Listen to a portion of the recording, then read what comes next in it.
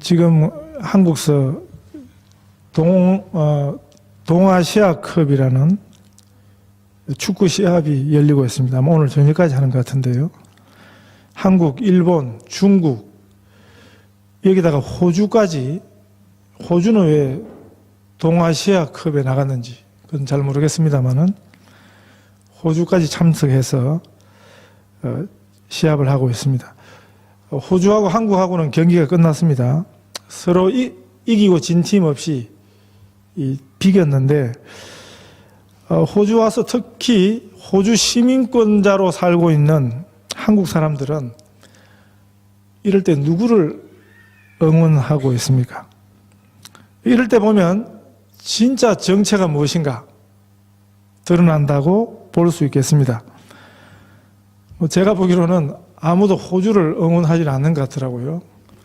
호주하고 한국하고 붙으면 한국을 응원하는 것 같습니다. 심지어는 여기서 자고 자란 아이들도 그게 뭔지 한국 편을 드는 것 같습니다. 문제는 오늘 저녁입니다. 한국하고 일본이 붙습니다. 이 한일전은 어떤 시합이든지 어떤 경기든지 아주 불꽃 튀는 경쟁이 있습니다. 저희 교회는 일본 분도 계시기 때문에 이럴 때 참 난처해요. 마음 놓고 한국 편도 못 들고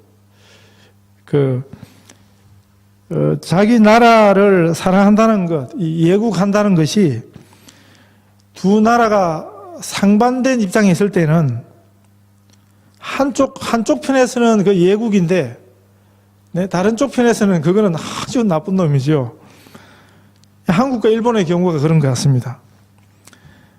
독도 문제를 두고 일본이 계속 자기네 땅이라고 아예 그냥 다케시마라 부르지 않습니까? 그렇게 우기고 있습니다. 그리고 일본은 계속해서 국제사회에서 그게 뭔지도 모르는 여러 국제 나라들 가운데 그걸 다케시마라고 표기를 하고 있습니다. 일본 수상을 비롯한 정치인들도 다른 거는 잘못했다고도 꼬리를 내리다가도 이 독도는 그래도 다케시마다, 일본 영토다, 그걸 주장하고 있고요. 물론 그래야지 일본 정치인들이 일본 땅에서 살아남지 않겠습니까? 이런 일본의 행태를 두고 전에 어떤 코미디 프로그램 한 여자 연기자가 이렇게 독수를 했습니다. 독도가 일본 땅이면 동네 개가 다 웃는다. 그런 소리 하다가는 태평양이 둥둥 떠다니게 된다. 그런 이야기를 할 때 그 독서를 함께 들으면서 왠지 모르게 공감이 되고 속이 다 시원해지는 그것은 우리의 입장입니다. 이런 이야기도 우리 마사상에 계시면 잘 못할 건데 오늘 공교롭게 안 계셔서 이런 문제가 한일 양국에서 나면 한국 건너가서 일본을 대신해서 사죄하는 사람들이 있는데 그분들 가만보면 일본 크리스찬들입니다. 일본의 과거사에 대해서 늘 잘못된 일이라고 진심으로 머리 숙여서 한국민들에게 그분들이 일본을 대신해서 잘못했다고 그렇게 사과하고 있습니다. 우리 입장에서 보면 그런 분들이 참 아마 반가울 거예요. 고마울 거예요. 다른 일본 정치인들 다르게 와서 참 잘못했다고. 그러면 얼마나 참 그분들이 고맙습니까? 그러나 일본 입장에서 보면 그런 사람들은 아마 아주 매국노가 아니겠습니까? 그래서 자기 나라를 사랑한다는 것이 다른 편에서 보면 그건 정반대 감정 현상이 되는 것입니다. 똑같은 일을 두고 그 입장이 아주 상반된 경우가 또 하나 있습니다. 믿음이라는 것에 대한 이해입니다. 우리가 사는 시대를 흔히 포스트 모던 시대라 그러거든요. 그런데 포스트 모더니즘의 제일 중요한 정신 하나가 뭐냐면 절대 진리가 없다는 것입니다. 각자가 좋을 대로, 각자가 원하는 대로, 각자가 옳다고 생각하는 대로, 각자가 하나님이라고 신이라고 생각하는 대로 그거를 다 인정해 주자는 것이 이 시대의 시대 정신입니다.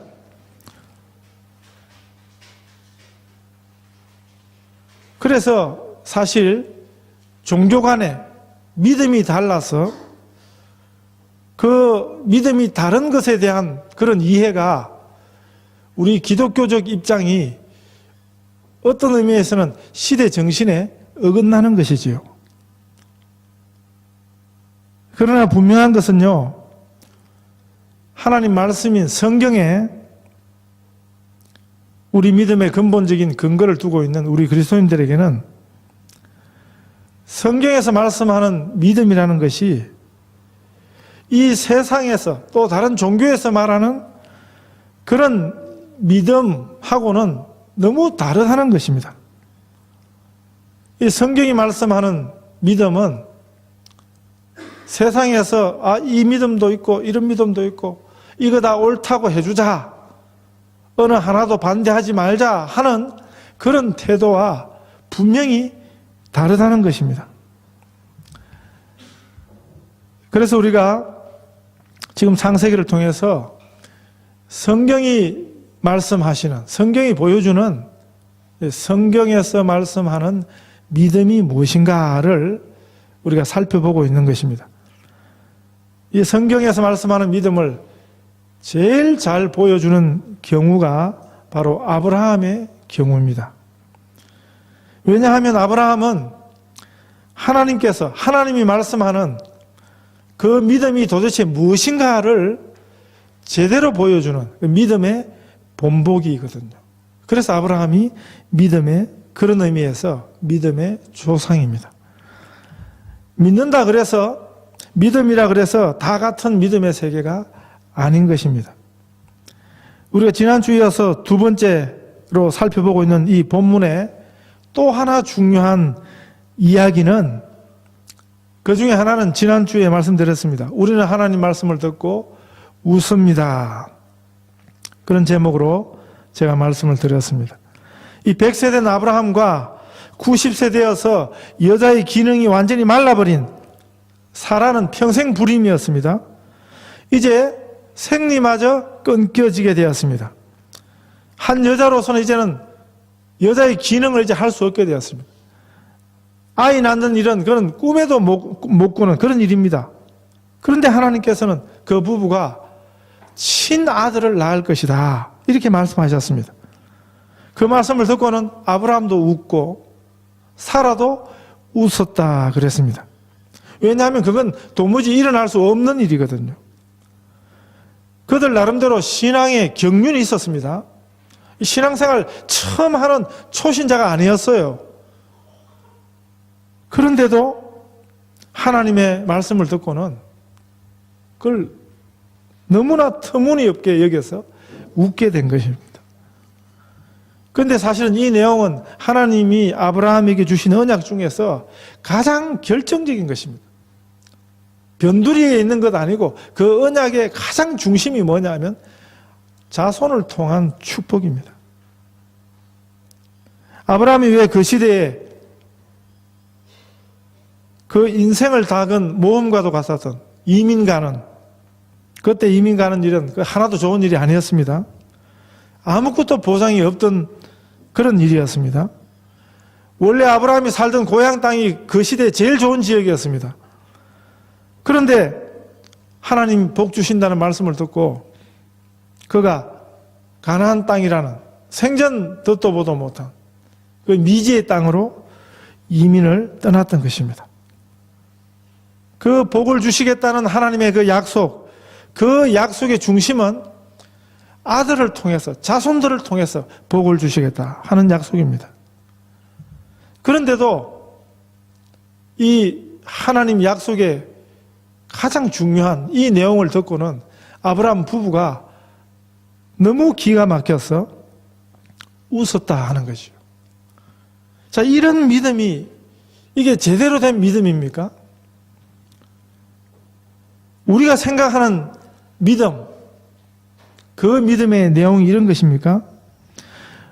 그 전에 저희 교회는 이렇게 기도하시는 분이 없는 것 같은데, 그 전에 한국 교회에서 주로 이런 기도를 많이 했습니다. 아브라함과 같은 믿음을 달라고. 아브라함과 같은 믿음을 주십시오. 아브라함과 같은 믿음이 그게 어떤 것입니까? 우리가 조금 있다가 보게 되는 아브라함 생애 가운데 제일 그 하이라이트가 뭐냐면 창세기 22장 사건입니다. 아브라함이 100세에 얻은 그 독자 이삭을 하나님이 번제로 바쳐라 그러니까 아브라함이 그 하나님 말씀에 순종하는, 예? 그거는 아브라함의 믿음의 아주 절정을 보여주는 거죠. 우리가 이 창세기 22장의 이 믿음만 이게 믿음이다, 그렇게 이해하면 성경이 말씀하는, 성경이 가르쳐 주시는 믿음에 대한 이해가 아닌 것입니다. 성경은 아브라함의 그 놀라운 헌신, 그것만 보고 믿음이라고 하시느냐? 그러지 않는다는 거죠. 성경은 아브라함이 출발할 때부터 창세기 12장 4절에 보면 이에 아브라함이 하나님의 말씀을 쫓아갔다 그랬고요. 신약에서 보면 히브리서 11장에 보면 이 성경에서 믿음에 관한 믿음의 사람들에 대한 이야기를 언급하고 있는데 그 중에서도 아브라함 이야기가 제일 많습니다. 그만큼 아브라함의 이야기는 성경이 소개하는 믿음의 본보기가 된다는 것이죠. 11장 8절부터 19절까지가 그게 다 아브라함의 믿음과 관련된 소개입니다. 이 말씀에 보면 8절에 믿음으로 아브라함은 부르심을 받았을 때 순종하여 장래 기업으로 받을 땅에 나갈새 갈 바를 알지 못하고 나갔으며, 그 믿음으로 그랬다고 말씀합니다. 우리가 창세기를 통해서 살펴온 것은 뭡니까? 아브라함이 그 출발부터 우리가 생각하는 그런 출발을 한 게 아니라는 것을 우리는 성경을 통해서 보았습니다.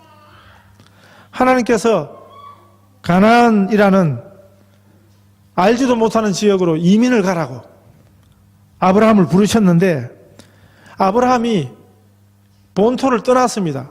그 친척 아비 집을 떠나기는 했습니다마는 이민 가다 말았다 그랬죠.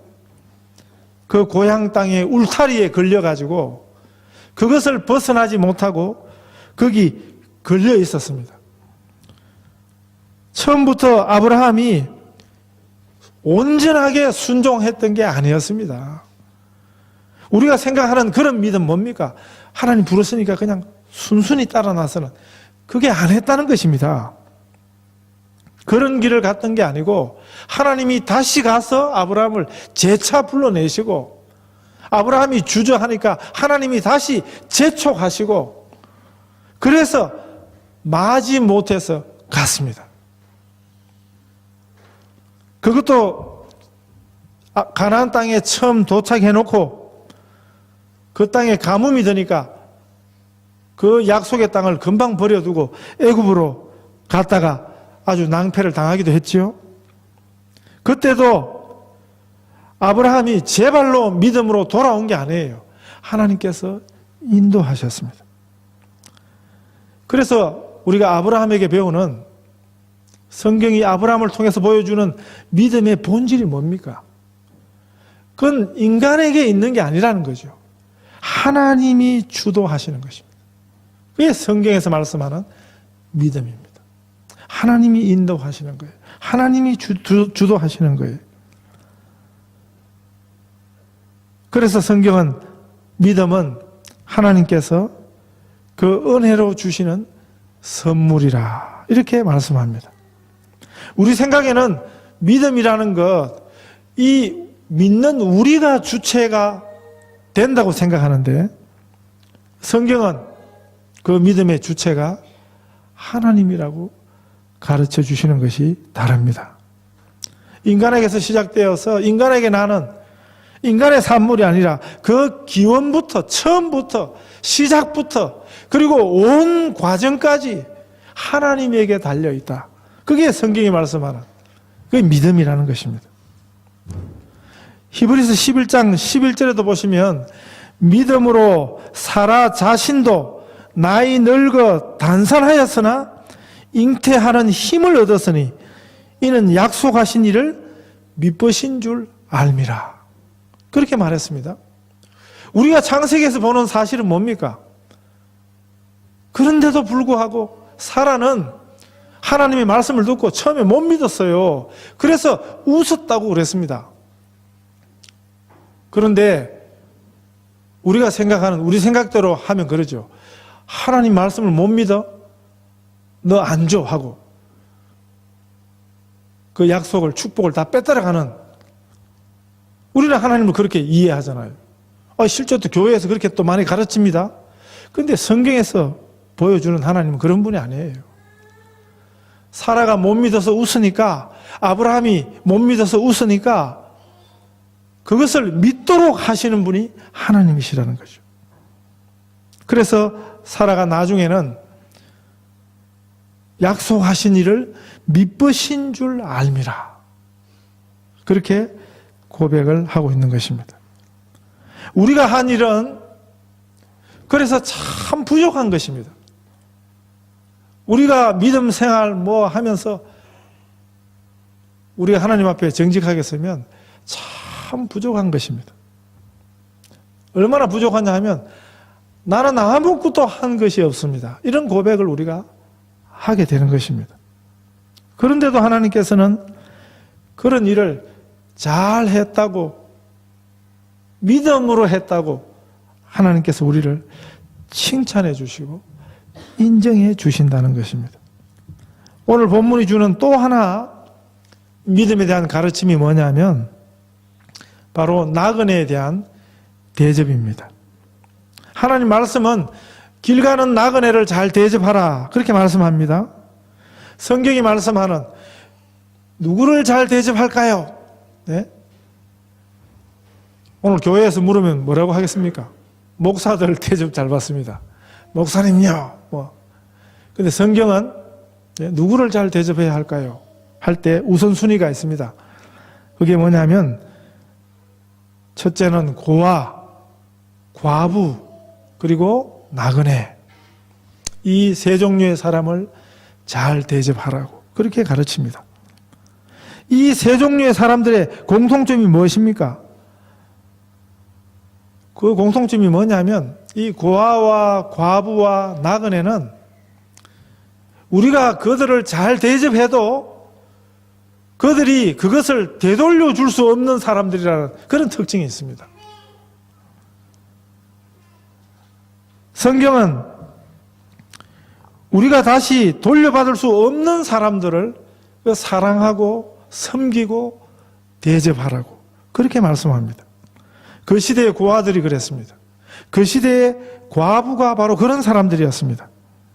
성경에서 말씀하시는 과부라는 것은 남편이 없는 미망인을 다 뜻하지 않습니다.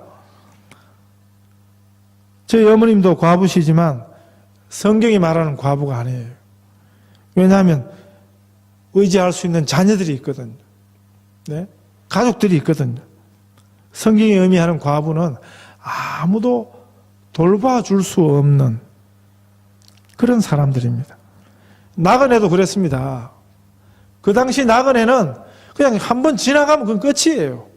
나그네가 그런 의미입니다. 다시 기약하고 다시 언제 돌아와서 뭘 갚아주고 그런 나그네가 아니고 생전 처음 보는 사람이에요. 그냥 지나가는 사람이에요. 지나갔다가 다시 돌아온다는 보장이 없는 사람이에요. 그런데도 성경은 이런 사람을, 나그네를, 고아를, 과부를 잘 돌봐주라고 그렇게 말하고 있는 것입니다. 세상에서 보면 이런 사람들을 잘 대해주는 것은 그건 효율성이 없어요. 주고 나면 들어오는 게 있어야지. 그래서 주는 거 아닙니까? 이 주고받음의 원리에 안 맞는 거지요. 자본주의 경제 원리는 이익이 생겨야 그게 투자를 하는 것입니다. 그래서 세상 원리에서 보면 이런 성경의 가르침은 아주 바보스러운 것이죠. 눈에 보이는 실제 이익이 없는데 이런 데 투자하는 것은 이 세상에서는 참 어리석은 것입니다. 그런데 성경은, 하나님께서는 우리들어 이 일을 하라고 말씀하십니다. 그것도 힘써서 대접하라고 그렇게 말씀하십니다. 그래서 보면 아브라함과 사라가 이 나그네죠. 처음에 이게 천사인지도 모르는 거예요. 우리는 지금 성경을 읽으니까 이 사람들이 나그네의 모습으로 아브라함을 찾아온 천사들이구나. 하나님이 방문하셨구나. 그걸 아는 것이지. 아브라함은 그냥 나그네로 보는데 이 나그네를 아주 극진히 대접하고 있는 것입니다. 우리도 나그네들을 대접하긴 하지요. 네? 우리 문화에도 그런 거 있어요.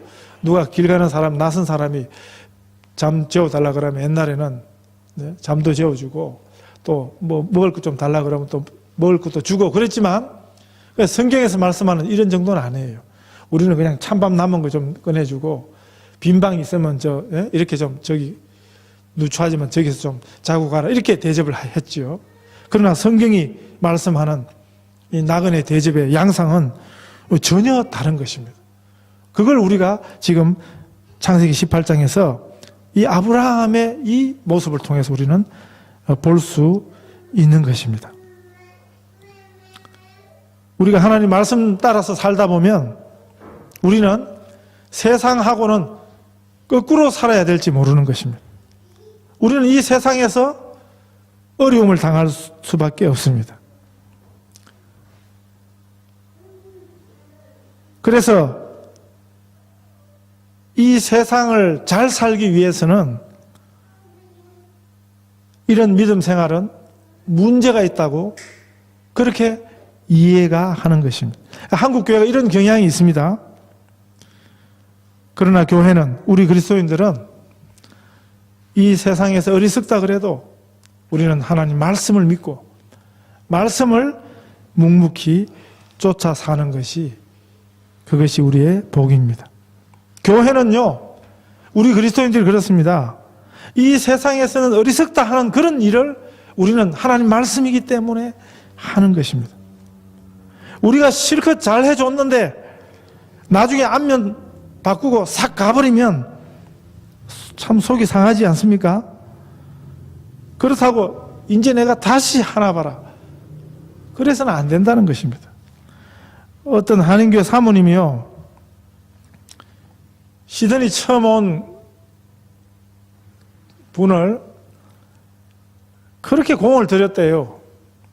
집 얻을 때 집 다 해주고, 그분들이 영어가 안 되니까 뭐 하나라도 도움 안 주는 일이 없을 거예요.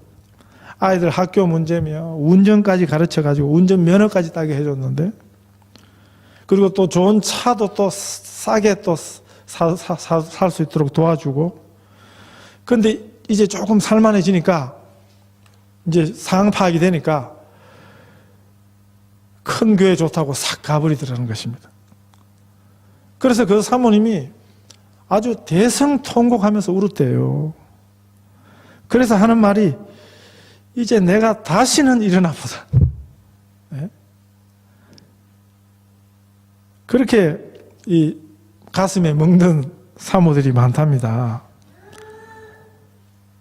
제 생각은 다릅니다. 아니, 좋은 일 해놓고 왜 울어요? 옳은 일을 해놓고 왜 후회해요?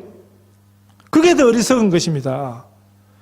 겨우 이 땅에서 그 값 받으려고 그러셨어요? 생기는 게 없어도, 돌아오는 게 없어도, 아니 그런 것 바라고 기대하고 하면 그 장사꾼이지. 그 사모예요? 그 교인이에요? 교회가 할 일입니까? 그게 무슨 사역입니까? 그게 무슨 주의 일이에요? 옳은 일을 해놓고 자신이 한 그 옳은 일을 어리석게 돌리는 일이 그게 더 어리석은 것입니다. 실망이 있는 것이 당연합니다. 아브라함이 나그네를 잘 대접한 것이 히브리서 13장 1절 2절에서 이렇게 말씀합니다. 형제 사랑하기를 계속하고 손님 대접하기를 잊지 말라. 이로써 부지 중에 천사들을 대접한 이들이 있었느니라. 이게 아브라함의 경우입니다. 천사들이 어떻게 대접을 받습니까? 성경에서 말씀하는 천사는 뭡니까? 우리가 생각하는 날개 달린 여기 연기 그거 붙이고 다니는 그게 아니에요. 성경에 말씀하는 천사는 메신저입니다. 메신저. 하나님의 심부름꾼이에요. 하나님을 대신해서 하나님의 메시지를, 하나님의 말씀을 전달하는, 그게 성경에 말씀하는 천사입니다. 천사를 대접한 것은 그건 곧 하나님을 대접한 것이라는 것입니다. 아브라함이 자신은 알지도 못하는 중에, 자신이 뭘 하는지도 모르는 중에 그가 한 것은 하나님을 대접한 것입니다. 이게 믿음의 또 하나의 이야기죠. 우리가 잘 알지도 못하는 중에서도 우리는 믿음의 일을 하는 것입니다. 이것이 성경이 말씀하는 믿음에 대한 가르침입니다. 우리가 어떤 때는 뭘 하는지 모르는 중에, 그러나 잘 알지 못하는 중에도 믿음의 일을 할 수 있다 하는 사실을 기억하십시다. 우리가 하나님 말씀을 묵묵히 따라 사는 일이, 그게 세상에서 보면 바보스러울지라도 어리석을지라도, 그러나 그것이 믿음의 길을 가는 것임을 아시고, 이런 축복이 알지 못하는 중에 믿음의 일을 하는 이런 축복이 우리 성도들에게도 있으시기를 축원합니다.